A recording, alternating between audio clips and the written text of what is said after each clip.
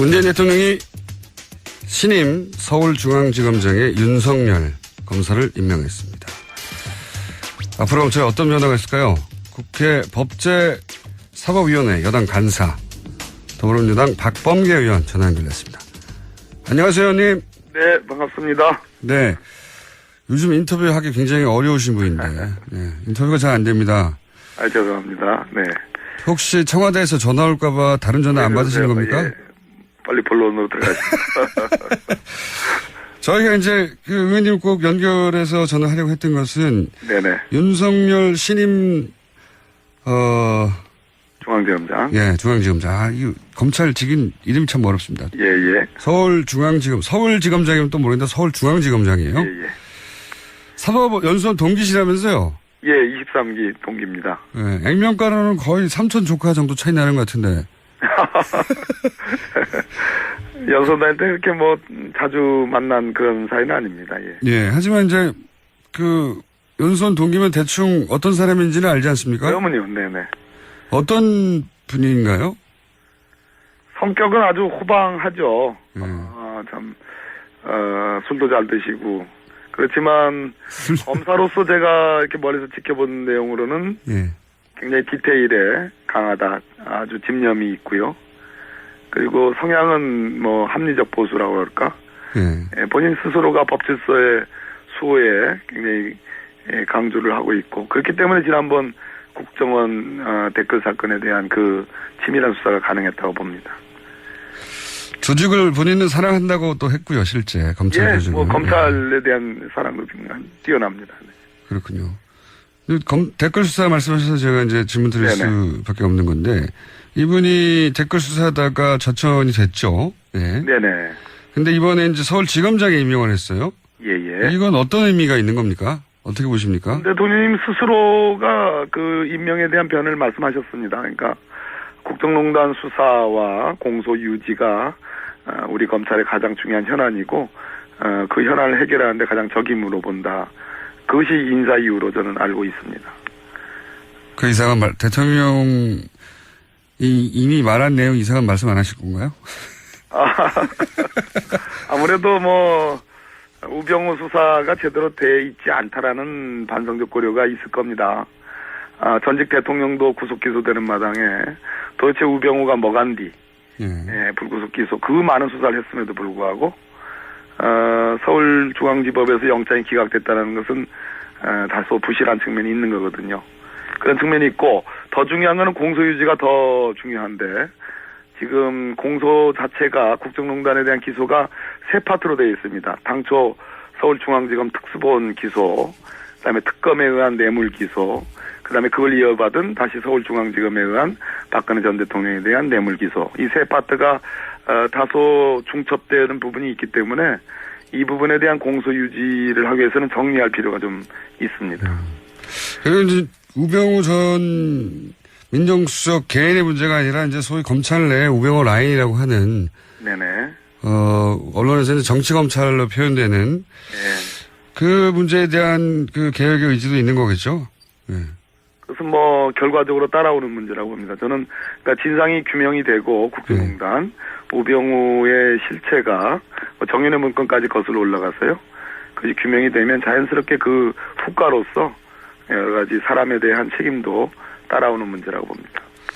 그 검찰 내부에서 그 이 인선에 대해서 제청 절차를 지키지 않았다라고 하는 문제 제기가 있는데 이게 무슨 말입니까? 택도 없는 얘기인데 그러니까 택도 없는 얘기요. 네, 검사 인사는 그 법무부 장관의 제청에 의해서 검찰총장의 의견을 들어 대통령이 하도록 돼 있는데 장관이 없다 이런 얘기겠죠 지금. 장관이 없는데 그 누구 얘기를 들었느냐 제청을 받았느냐 뭐 차관 이창재 차관의 제청을 받았다는 청와대 해명이 분명히 있고요. 더욱 그걸 떠나서 지금 검찰 조직이 제대로 된 조직이 아니지 않습니까? 수뇌부에 관해서 오히려 지금 개혁의 대상이 되고 있는데 그런 차원에서 대통령의 인사권을 그렇게 기계적 형식적으로 해석하는 것은 좀 곤란하다고 보고요. 이완규 지청장은 지난 2003년에도 노무현 대통령 검사와의 대화에서도 대통령의 인사권에 대한 그것을 사실상 검찰로 넘기라는 그러한 뭐 의지를 표명한 뭐 사안마다 이렇게 딴지를 거는 같은 동기입니다. 인사권, 저도 기억하는데 내용을 요약하자면 인사를 청와대에서 하지 말고 검찰이 스스로 인사하게 인사권을 넘겨라. 이런 취지였죠. 검찰 중심주의에 아주 뭐 맹장이라고 그럴까? 거기에 폭 빠져 있는 분인데 다른 면은 전혀 고려함이 없다고 저는 느껴왔습니다. 그러나 뭐 대체로 그 부분에 대한 법리는 밝기 때문에 뭐 일견 존중할 부분도 있지만 왜 우병우 수사가 부실됐고 또 돈봉투 사건 감찰 이런 부분에 대해서는 말을 아끼면서 대통령 인사권을 그렇게 정권 초기마다 그렇게 개입을 하는지 그건 좀 마음에 들지 않습니다. 그 2003년 검사의 대화 말씀하시니까 생각나는데 그때 그 자리에 계셨었죠? 예. 예. 참 민망이 그지없는. 생생하게 기억하시겠네요. 대통령 굉장히 노무현 대통령 검사들에 대한 따뜻한 시각이 있었고 예. 적어도 법조 후배들인 검사들과 이성적인 대화를 이어가면 검찰 개혁에 대한 내부 역량, 동력이 만들어질 걸로 생각하셨는데 뭐 작정해서 나온 대표 선수들이었죠, 검사들이. 그 궁금한 것은 이제는 말할 수 있다 수준에서 당시 청와대 그러니까 검사의 대화가 있고 난 이후에 청와대 내부의 분위기는 어땠습니까? 그때 의원님은 물론 민정수석은 아니었지만 예. 10년도 훨씬 더 지난 얘기인데 예. 확실히 그 질문지대로 안 하시네요. 네. 그 당시 민정수석께서 지금 대한민국 19대 대통령이 되셨습니다. 예. 예, 이제 과거의 일이고요. 근데 저기 다이어리 들고 옆에 앉아 계셨잖아요. 그래서 제가 궁금한 것은 그때 당시 청와대 검사와의 대화 이후에 청와대의 분위기는 어땠는지 궁금합니다. 네. 뭐 간략하게.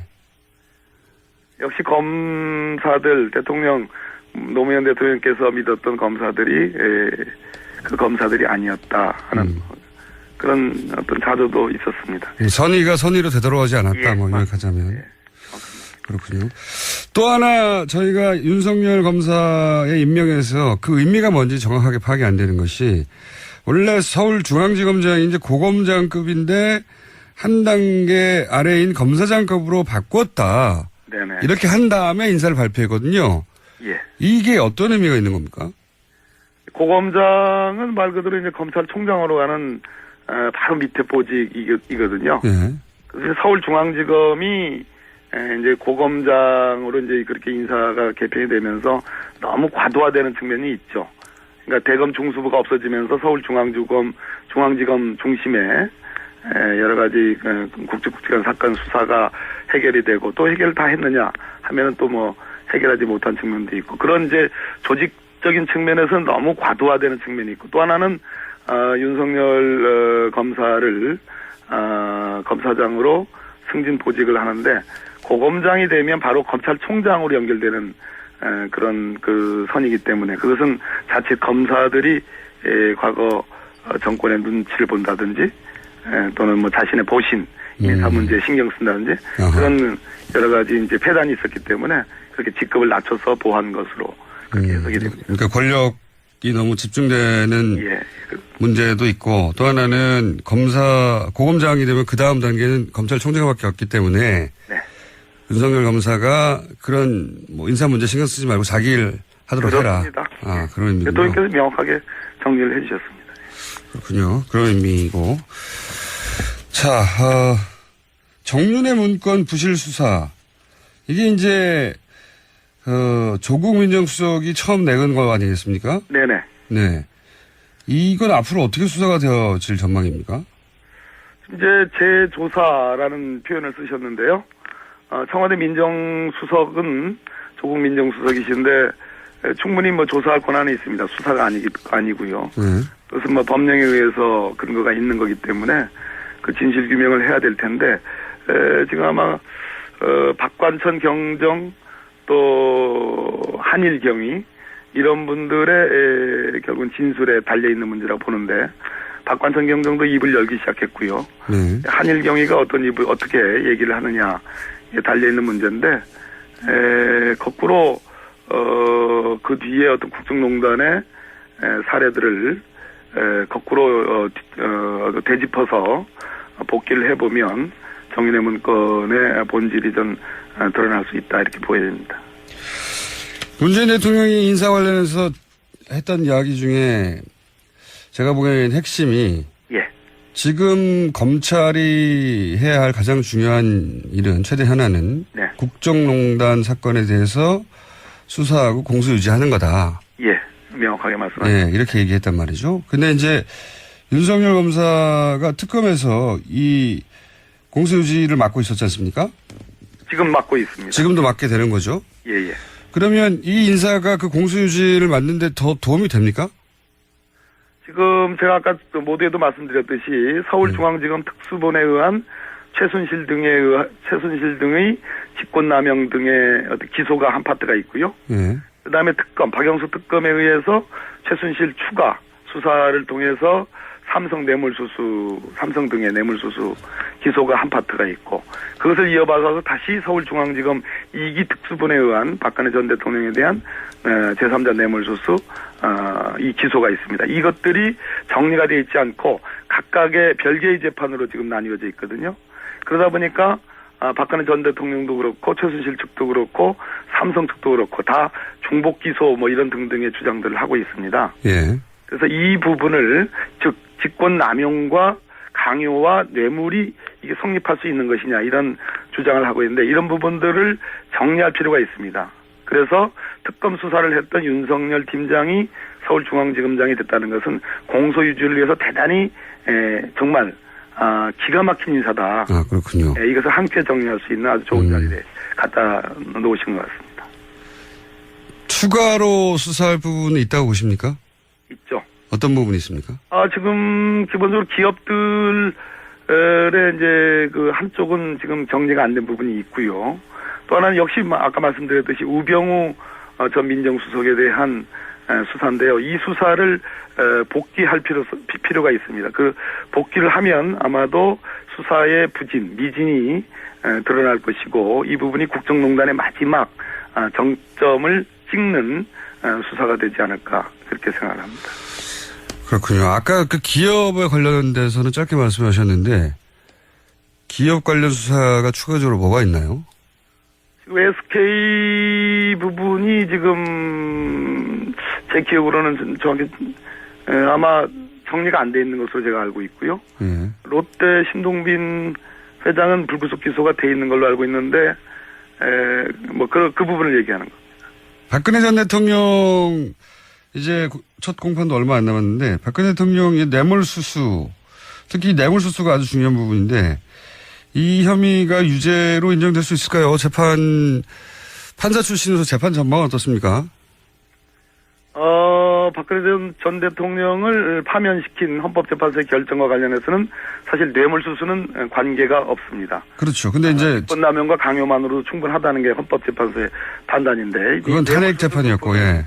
이 뇌물수수 부분은 지금 현재 재판이 진행되고 있는데 다소의 우려가 있는 것도 사실입니다. 어떤 부분에 우려가 있습니까? 예를 들어서 일성신약 그 회장님의 진술이 다소 바뀐다든지, 예. 박원호 씨와 같은 전마사회 감독의 진술도 다소 이제 흐릿해진다든지, 네네. 이런 부분들은 공소유지에 있어서의 어떤 긴장감이 조금 다소 와해됐거나 아니면 다른 사정 변경이 있을 가능성이 있기 때문에 말 그대로 공소유지를 하는 검찰 입장에서는 단디게 아주 이게 나사를 이렇게 세게 조여야 된다. 조여야 하듯이 다시 한번 정확하게 좀 살펴볼 필요가 있다고 보죠. 그래서 더욱 윤석열 검사 임명이 중요해진 부분이 있군요, 이게.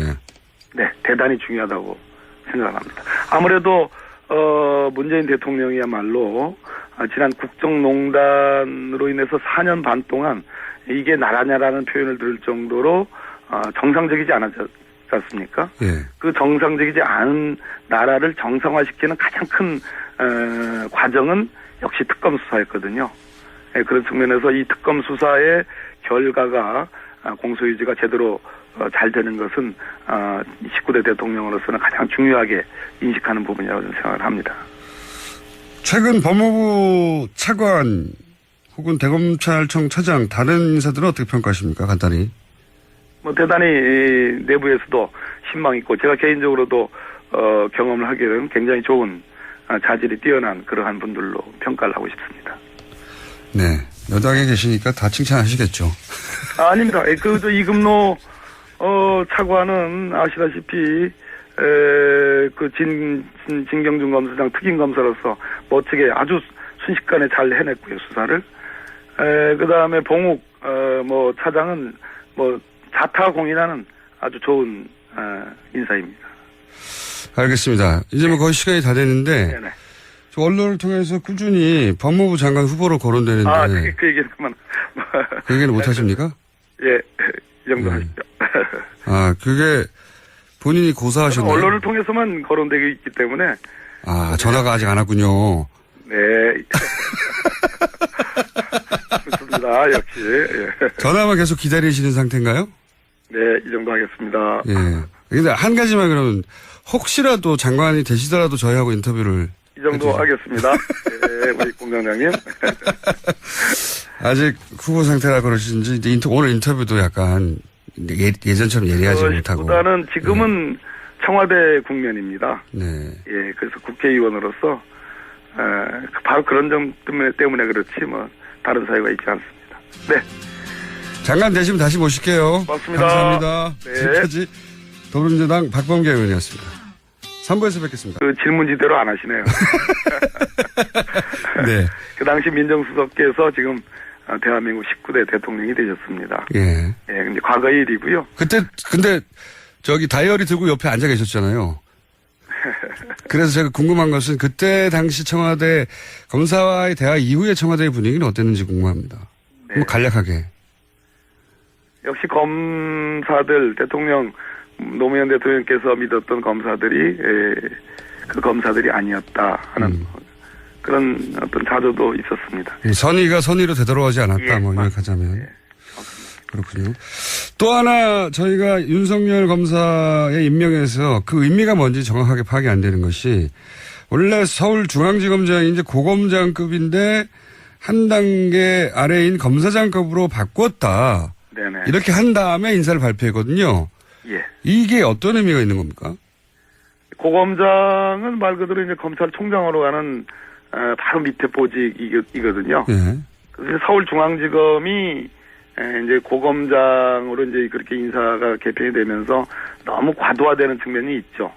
그러니까 대검 중수부가 없어지면서 서울중앙지검 중심에 여러 가지 굵직굵직한 사건 수사가 해결이 되고 또 해결 다 했느냐 하면은 또 해결하지 못한 측면도 있고 그런 이제 조직적인 측면에서는 너무 과도화되는 측면이 있고 또 하나는 윤석열 검사를 검사장에 강조를 하고 있고 그렇기 때문에 지난번 국정원 댓글 사건에 대한 그 치밀한 수사가 가능했다고 봅니다. 조직을 본인은 사랑한다고 또 했고요, 실제 검찰 조직은. 검찰에 대한 사랑도 뛰어납니다. 네. 그렇군요. 댓글 수사 말씀하셔서 제가 이제 질문 드릴 수밖에 없는 건데 이분이 댓글 수사하다가 자천이 됐죠. 네. 네네. 근데 이번에 이제 서울지검장에 임명을 했어요. 예예. 이건 어떤 의미가 있는 겁니까? 어떻게 보십니까? 대통령님 스스로가 그 임명에 대한 변을 말씀하셨습니다. 그러니까 국정농단 수사와 공소 유지가 우리 검찰의 가장 중요한 현안이고 그 현안을 해결하는데 가장 적임으로 본다. 그것이 인사 이유로 저는 알고 있습니다. 그 이상은 대통령이 이미 말한 내용 이상은 말씀 안 하실 건가요? 아무래도 우병우 수사가 제대로 돼 있지 않다라는 반성적 고려가 있을 겁니다.